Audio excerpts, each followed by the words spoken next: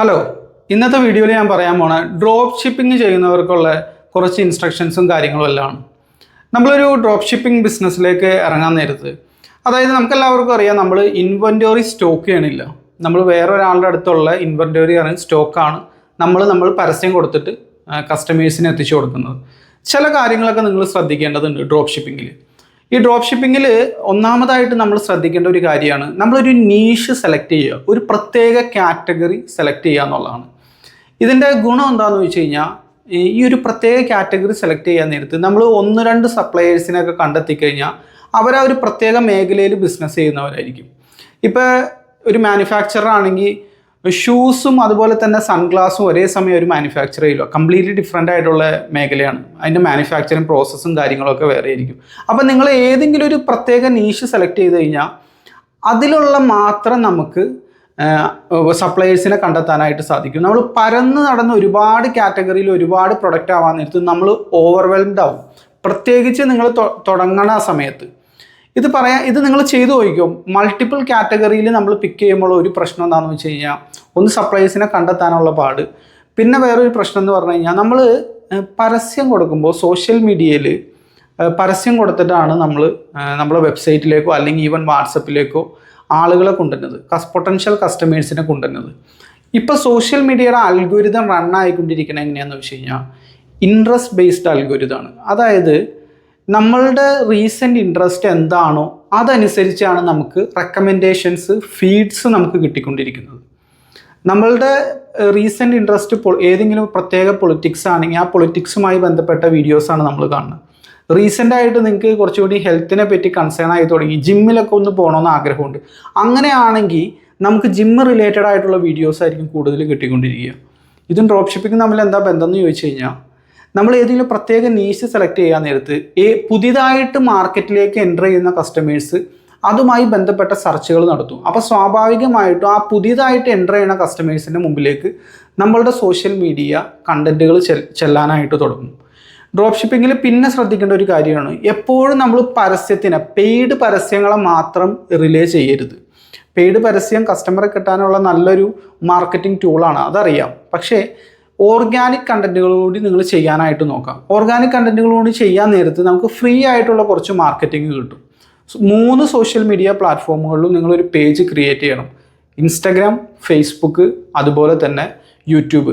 ഞാൻ റീസെല്ലിങ് ഈ drop shipping method try ചെയ്തുകൊണ്ടിരുന്ന ടൈമിൽ എനിക്ക് ഏറ്റവും കൂടുതൽ ഓർഡറുകൾ വന്നുകൊണ്ടിരുന്നത് ഫേസ്ബുക്കിൽ നിന്നാണ്. എൻ്റെ ഒരു പേജ് ഉണ്ടായിരുന്നു, ആ ഫേസ്ബുക്കിൽ ആ ഒരു പേജിൽ നിന്ന് എനിക്ക് നല്ല രീതിയിൽ എൻക്വയറി വന്നിട്ടുണ്ടായിരുന്നു. ഞാൻ പെയ്ഡ് പരസ്യങ്ങൾ വളരെ മിനിമലായിട്ടായിരുന്നു കൊടുത്തിട്ടുണ്ടായിരുന്നു. പിന്നെ ഡ്രോപ്പ് ഷിപ്പിംഗ് ചെയ്യുന്നവർ ശ്രദ്ധിക്കേണ്ട ഒരു കാര്യമാണ്, നിങ്ങൾ വളരെ കോംപ്ലിക്കേറ്റഡ് ആയിട്ടുള്ള പ്രൊഡക്റ്റുകൾ സെല്ല് ചെയ്യാതിരിക്കുക. അതായത് കൂടുതൽ ആളുകളെ എഡ്യൂക്കേറ്റ് ചെയ്തതിന് ശേഷം മാത്രം വാങ്ങുന്ന പ്രൊഡക്റ്റുകളുണ്ടല്ലോ, 2-3 സെൻറ്റൻസിൽ നമുക്ക് എക്സ്പ്ലെയിൻ ചെയ്യാൻ പറ്റാത്ത കോംപ്ലിക്കേറ്റഡ് ആയിട്ടുള്ള പ്രൊഡക്റ്റുകൾ ഒഴിവാക്കുക. കാരണം എന്താ വെച്ച് കഴിഞ്ഞാൽ, നമ്മളുടെ പരസ്യം ഒരു 10-30 സെക്കൻഡൊക്കെയാണ്, നമുക്കൊരു 40 സെക്കൻഡൊക്കെയാണ് കൊടുക്കാൻ പറ്റുള്ളൂ. അപ്പോൾ എന്ന് വെച്ചാൽ ഒരുപാട് ഇരുന്ന് വിശദീകരിച്ച് ഏതെങ്കിലും ഒരു പ്രത്യേക ഇപ്പോൾ ഇലക്ട്രോണിക്സ് പ്രൊഡക്റ്റുകൾ, പ്രത്യേകമായിട്ടുള്ള വീട്ടിൽ ഉപയോഗിക്കുന്ന പ്രത്യേക ഇൻവെർട്ടറുകൾ, അത് തിരിച്ചു കഴിഞ്ഞാൽ ഇത് കത്തും, അങ്ങനെ ഒരുപാട് കോംപ്ലിക്കേഷൻ, കുറച്ച് നോളജ്, ആ മേഖലയിൽ നോളജ് ഉള്ളവർക്ക് മാത്രം മനസ്സിലാവുന്ന ടൈപ്പ് ചിലപ്പോൾ നമുക്ക് നല്ല ലാഭം ഉണ്ടായിരിക്കും. പക്ഷേ എന്താണെന്ന് വെച്ച് കഴിഞ്ഞാൽ, ഇത്തരത്തിലുള്ള ഒരുപാട് എഡ്യൂക്കേഷൻ ചെയ്തതിന് ശേഷം മാത്രമാണ് അവർ വാങ്ങുള്ളൂന്നുണ്ടെങ്കിൽ അതൊരു ബാഡ് പ്രൊഡക്റ്റാണ്, അത് ഒഴിവാക്കുക. കോംപ്ലിക്കേറ്റഡ് പ്രൊഡക്റ്റുകളെല്ലാം ഒഴിവാക്കുക. പിന്നെ നിങ്ങൾ ശ്രദ്ധിക്കേണ്ട ഒരു കാര്യമാണ്, ഈസിലി ഡാമേജ് ആവുന്ന പ്രൊഡക്റ്റുകൾ എല്ലാം തന്നെ ഒഴിവാക്കുക. അത് എത്ര ലാഭം കിട്ടിയാലും. ചില്ലിൻ്റെയൊക്കെ പ്രൊഡക്റ്റുകൾ, ഇത്തരത്തിലുള്ള പ്രൊഡക്റ്റുകളൊക്കെ സെല്ല് ചെയ്യാൻ നേരത്തുള്ള പ്രശ്നം എന്നാൽ, കാണുമ്പോൾ നല്ല ഭംഗിയായിരിക്കും, പക്ഷേ നമ്മളിത് സപ്ലയർ ഇത് കൊറിയർ അയച്ചു കൊടുത്ത് കസ്റ്റമറായി കിട്ടാൻ നേരത്ത് അത് ഡാമേജ് ആയിട്ടുണ്ടാവും. കസ്റ്റമർ നിങ്ങളെ കോൺടാക്ട് ചെയ്യും.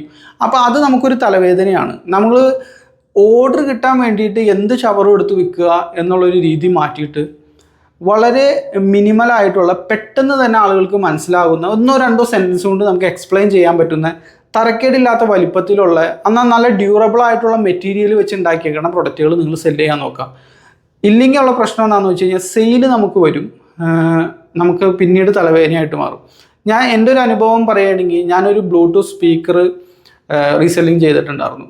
നല്ല രീതിയിൽ ഓർഡർ വന്നു. പക്ഷേ പ്രശ്നം എന്താണെന്ന് വെച്ച് കഴിഞ്ഞാൽ, ഇത് പെട്ടെന്ന് ഡാമേജ് ആവും, പിന്നുള്ള വിഷയം എന്ന് പറഞ്ഞു കഴിഞ്ഞാൽ കുറച്ച് നാൾ ഉപയോഗിച്ച് കഴിഞ്ഞാൽ കംപ്ലൈൻറ്റ് വരും. അപ്പം വീണ്ടും അവർ നമ്മളെ കോൺടാക്ട് ചെയ്യും. അപ്പോൾ അതൊക്കെ പിന്നീട് നമുക്ക് തലവേദനയായിട്ട് വരും. നമ്മൾ ജെനുവിനായിട്ട് ബിസിനസ് ചെയ്യുന്ന ഒരാൾക്ക് കസ്റ്റമർ കംപ്ലൈൻറ്റ് ഇത്തിരി പ്രശ്നമാണ്. അതല്ല നമ്മൾ ജസ്റ്റ് വെബ്സൈറ്റിലേക്ക് പറഞ്ഞു വിടുന്നു, അവിടെ നിന്ന് ഓർഡർ ചെയ്യുന്നു, പിന്നെ കസ്റ്റമറായിട്ടൊരു ബന്ധമില്ല. ഇങ്ങനെ വരുമ്പോഴുള്ള പ്രശ്നം എന്താണെന്ന് വെച്ച് കഴിഞ്ഞാൽ ഓരോ തവണയും പുതിയ കസ്റ്റമറെ കണ്ടെത്തേണ്ടതായിട്ട് വരും. എന്നാൽ എക്സിസ്റ്റിംഗ് കസ്റ്റമേഴ്സ് നമുക്കുണ്ട്, അവരെ നല്ല രീതിയിൽ ട്രീറ്റ് ചെയ്ത് കഴിഞ്ഞാൽ ഒരു കസ്റ്റമർ ഒരു തവണ കണ്ടെത്തിയാൽ മതി. നമ്മളുടെ അടുത്ത പ്രൊഡക്റ്റ് വരാൻ നേരത്ത് അവർക്ക് ഈവൻ നമ്മൾ ഒരു വാട്സപ്പ് ഗ്രൂപ്പ് ക്രിയേറ്റ് ചെയ്താൽ തന്നെ ആ വാട്സപ്പ് ഗ്രൂപ്പിലേക്ക് നമ്മളുടെ പുതിയ മോഡൽ ഇട്ട് കൊടുത്തു കഴിഞ്ഞാൽ ഇവർ ഓർഡർ തരും. അതല്ല വൺസ് വാങ്ങുന്നു, അവർ പോകുന്നു, അവരെ നമ്മൾ ഇഗ്നോർ ചെയ്ത് കളയുന്നു. ഓരോ തവണയും പുതിയ ആളുകളെ കണ്ടെത്താമെന്ന് പറഞ്ഞു കഴിഞ്ഞാൽ ഇത്തിരി പ്രയാസമാണ്. നമ്മളുടെ ബിസിനസ് 2 രീതിയിലാണ് നമുക്ക് വളർത്താനായിട്ട് സാധിക്കുന്നത്. ഒന്നാമത്തെ മെത്തേഡ് എന്ന് പറഞ്ഞു കഴിഞ്ഞാൽ കൂടുതൽ പുതിയ കസ്റ്റമറെ കണ്ടെത്തിക്കൊണ്ട് നമുക്ക് വളർത്താനായിട്ട് സാധിക്കും. അതുപോലെ തന്നെ എക്സിസ്റ്റിംഗ് കസ്റ്റമേഴ്സിന് കൂടുതൽ വിറ്റുകൊണ്ടും നമുക്ക് നമ്മുടെ ബിസിനസ് വളർത്താനായിട്ട് സാധിക്കും. 2 മെത്തേഡ് ഉണ്ട്. ഇത് രണ്ടും ഒരേപോലെ ചെയ്യാനായിട്ട് പറ്റും, നമുക്ക് സാധിക്കണം. എന്നാൽ മാത്രമേ അത് നല്ലൊരു ബിസിനസ് പറയാൻ പറ്റൂ. ഇല്ലെങ്കിൽ ഓരോ തവണയും പുതിയ കസ്റ്റമറുടെ പുറകെ കിടന്ന് ഓടേണ്ടതായിട്ട് വരും. പക്ഷേ ഡ്രോപ്പ് ഷിപ്പിംഗ് ചെയ്യുന്നവർ ഡ്രോപ്പ് ഷിപ്പിംഗ് ബിസിനസ് എന്നുള്ള ഒരു പ്രത്യേക ബിസിനസ്സാക്കി മാത്രം കാണാം. അത് മറ്റു ബിസിനസ്സിൽ നിന്ന് സെപ്പറേറ്റഡ് ആണെന്നുള്ള രീതിയിൽ കാണാറുണ്ട്. അങ്ങനെ കാണരുത്. എല്ലാ ബിസിനസ്സുകളും ഒന്ന് തന്നെയാണ്. ബിസിനസ്സിൻ്റെ പല മാർക്കറ്റിംഗ് റൂൾസും സെയിൽസിൻ്റെ പല റൂൾസും ഇതിനും ആപ്ലിക്കബിൾ ആണ്. കാരണം കസ്റ്റമറെ കണ്ടെത്തണമല്ലോ. ഇനി അടുത്തതായിട്ട് നമ്മൾ ശ്രദ്ധിക്കേണ്ട കാര്യം എന്താണെന്ന് വെച്ച് കഴിഞ്ഞാൽ ഇത് വളരെ ഇമ്പോർട്ടൻ്റ് ആണ്. അതായത് നിങ്ങൾ തീരെ ലാഭം കുറഞ്ഞ പ്രൊഡക്റ്റുകൾ സെല്ല് ചെയ്യാതിരിക്കുക.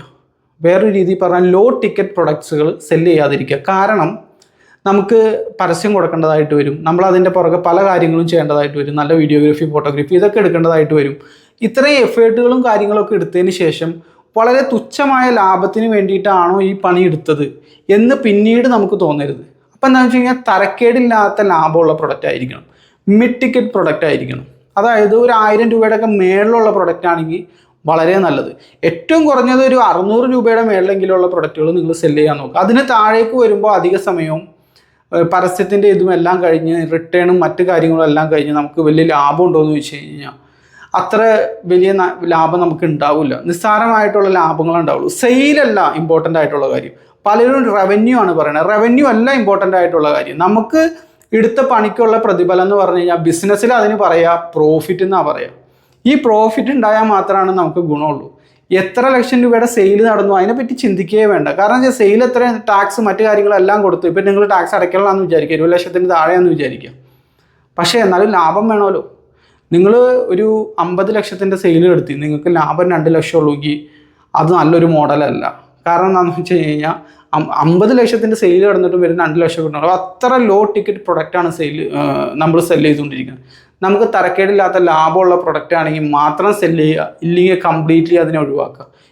ഇത് ഞാൻ പറയണത് ഇതുപോലെ നിങ്ങൾ ചെയ്തില്ലെങ്കിലുള്ള പ്രശ്നം എന്താണെന്ന് വെച്ച് കഴിഞ്ഞാൽ പിന്നീട് ദുഃഖിക്കും. കാരണം എന്താ വെച്ചാൽ നല്ല സെയിൽ നമ്പർ നമുക്ക് കാണാനായിട്ട് സാധിക്കും, പ്രോഫിറ്റ് വളരെ കുറവായിരിക്കും. ഇനി അതുപോലെ തന്നെ ഡ്രോപ്പ് ഷിപ്പിംഗ് ചെയ്യണവർ ശ്രദ്ധിക്കേണ്ട ഒരു കാര്യമാണ്, കഴിയുമെങ്കിൽ ഒരു ബ്രാൻഡ് നിങ്ങൾ അതിനെ ചുറ്റിപ്പറ്റി ബിൽഡ് ചെയ്യാൻ നോക്കുക. ഇത് ഞാൻ ആദ്യം പറഞ്ഞ പോയിൻ്റായിട്ട് കണക്റ്റഡ് ആണ്. ഏതെങ്കിലും ഒരു നീഷ് സെലക്ട് ചെയ്യാൻ ഞാൻ പറഞ്ഞല്ലോ, അതുമായിട്ട് ഇത് കണക്റ്റഡ് ആണ്. കാരണം നമുക്ക് മൾട്ടിപ്പിൾ കാറ്റഗറിയിൽ ബ്രാൻഡ് ബിൽഡിങ് കുറച്ച് ചാലഞ്ചിങ് ആയിരിക്കും. ഇപ്പോൾ എന്താ പറയുക, ഒരു ഷൂ വിൽക്കുന്ന ഒരു ബ്രാൻഡിൻ്റെ അടുത്തുനിന്ന് നമ്മളൊരിക്കലും വാച്ച് വാങ്ങാനുള്ള സാധ്യത കുറവാണ്.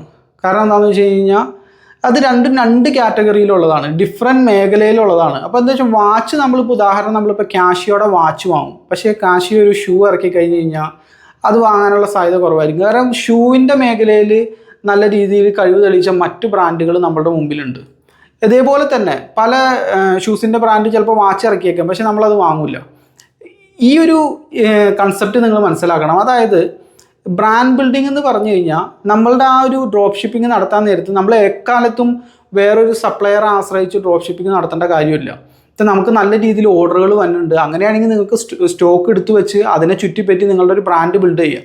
അപ്പോൾ ഡ്രോപ്പ് ഷിപ്പിംഗ് തുടങ്ങുമ്പോൾ തന്നെ നിങ്ങളുടെ ഒരു ബ്രാൻഡ് നെയിമും കാര്യങ്ങളൊക്കെ മുന്നിൽ കണ്ട്, ഇപ്പോൾ ബ്രാൻഡ് രജിസ്ട്രേഷനൊന്നും പോയില്ലെങ്കിലും അറ്റ്ലീസ്റ്റ് നമ്മുടെ IP ഇന്ത്യയിലൊന്ന് കയറി സെർച്ച് ചെയ്യുക, നിങ്ങളുടെ ആ ബ്രാൻഡ് നെയിം അവൈലബിൾ ആണോ എന്ന് നോക്കാം.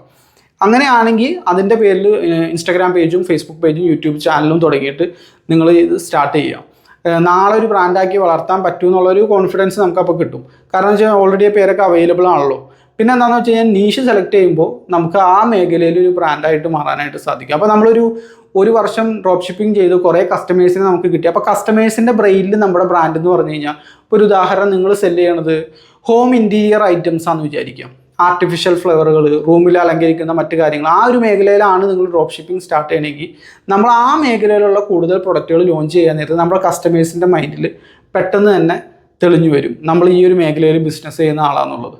അപ്പോൾ ഇതൊക്കെ നിങ്ങൾ ശ്രദ്ധിച്ച് കഴിഞ്ഞാൽ ഡ്രോപ്പ് ഷിപ്പിംഗ് നിങ്ങൾക്ക് നല്ല രീതിയിൽ ചെയ്യാനായിട്ട് സാധിക്കും.